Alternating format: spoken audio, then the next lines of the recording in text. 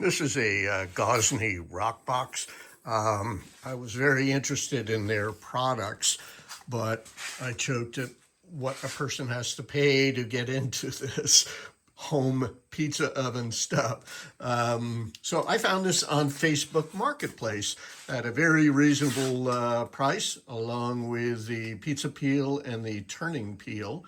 It also came with a cart and also a cover at half the price, less than half the price of what I would buy it new for. And I am going to guess I'm not much different from newbies making homemade pizza, and that when I've launched them, I've ended up with a pile of dough there burning away on the stone. Well, the last 8 pizzas I've made in here have launched beautifully and have come out fine. So I figured it was time to flip the stone.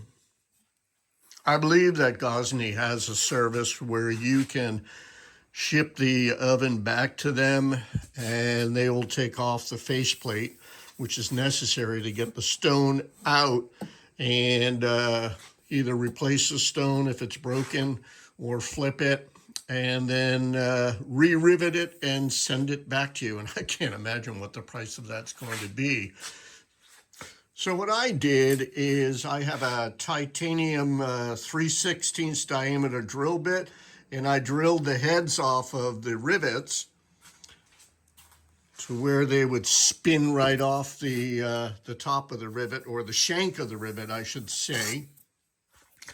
Then with the rivets that still had a burr sticking up above the surface, I used a countersink to remove that burr.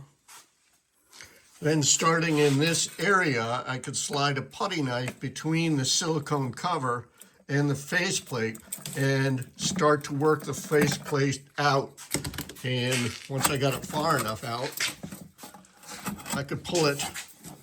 Hopefully I can get this back off of here. I just slid down here. Yeah, there we go. The faceplate came off of here. And when I pulled the faceplate off, this piece of, probably it's a ceramic insulation, fell out. Fell out from this area. And then there was insulation that was stuffed in this gap, which would fill this gap here, and that is just a crumbled mess.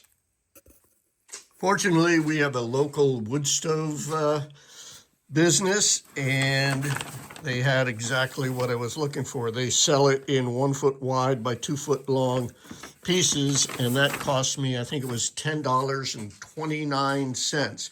So I'll be cutting pieces off of that to fit back in this groove. I'll be able to reuse this piece. The other thing I did is I stopped at Home Depot and I purchased aluminum rivets. And I am putting those back in place of where the stainless steel ones were, aluminum being softer and easier to drill out if I have to do this again in the future. I hope not. I think I've learned my lesson, and I've gotten pretty consistent with my pizza dough. So once the faceplate is off, it's pretty easy just to reach into the oven, pull the stone out, and here you can see it's pretty grubby. But flip it over to the clean side, slide it back in.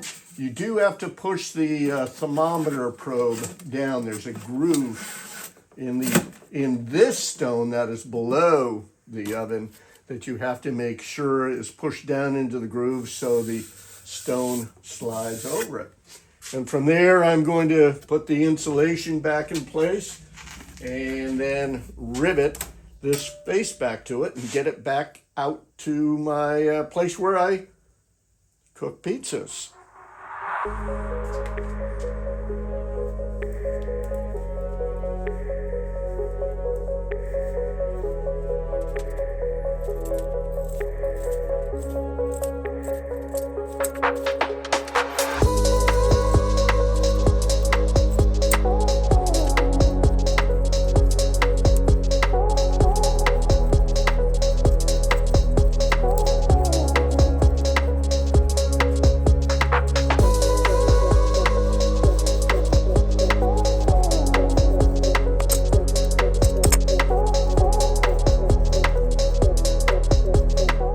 I suspect that the rivets that are used in assembling the faceplate to the body are metric because the 3/16 rivet just doesn't quite make it through.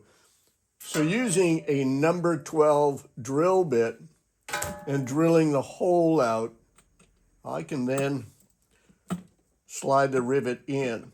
So I'll finish drilling out these tabs and then I'll drill out the faceplate so these rivets can, well, that one even slides right on through. So you'll find some of them that are smaller than others, but I didn't drill this one out and yet the rivet goes in there.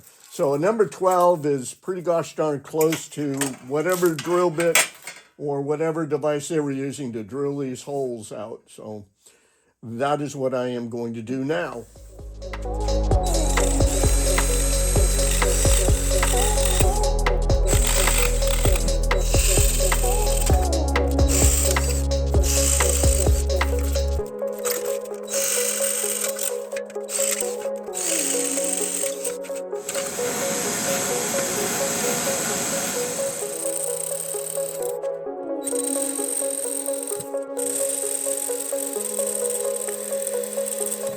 One of the other things I did is some of these tabs were bent down, taking them,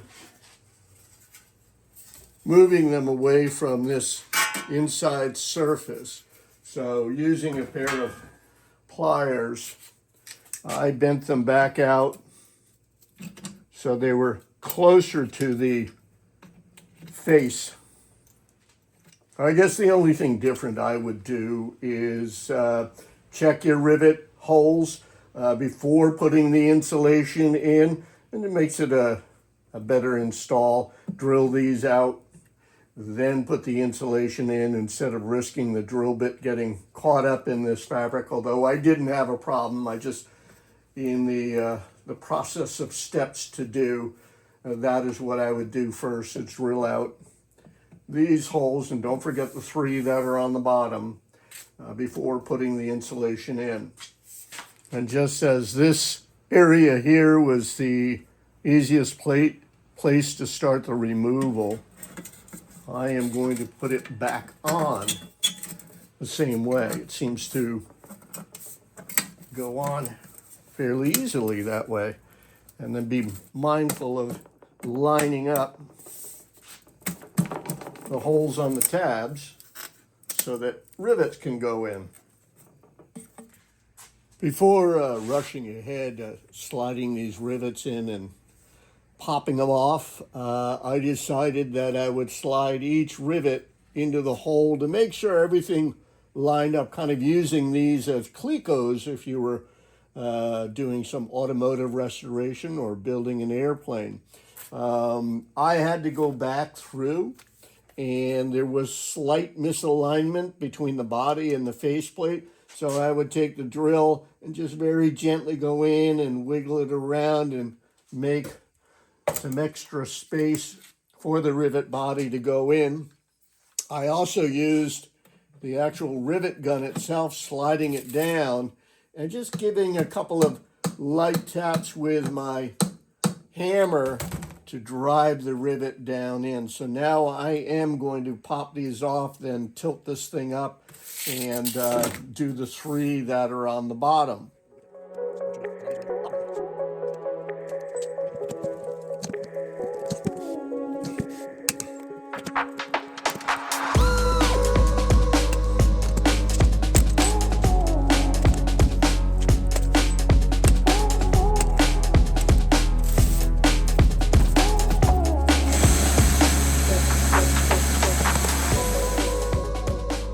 Brand new, ready to put back into service.